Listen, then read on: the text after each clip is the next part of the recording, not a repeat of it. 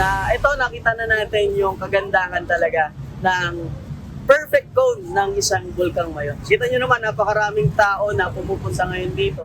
Isa lamang si Onel sa mga turistang dumayo sa probinsya ng Albay upang masaksihan ang kagandahan ni Mayon. Isaan niyang pambihirang karanasan na mismong sa pagpunta niya ng lalawigan, nakaranas siya ng epekto ng bulkan.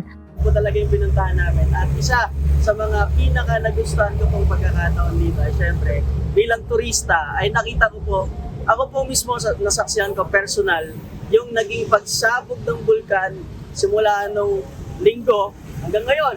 Ika-2 ng Mayo 2026 nang maglabas ang travel advisory ang Department of Tourism Bicol na hinihigpitan ang pagpapatupad ng strict no entry policy sa loob ng 6-kilometer Permanent Danger Zone o PDZ.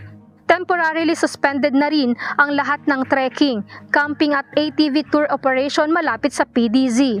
Nagbabala rin ang kagawaran sa mga turista sa mga lugar na gaya ng Kamalig na magsuot ng N95 face mask at protective eyewear dahil sa makapal na abo na dahilan para maging zero visibility sa mga lansangan.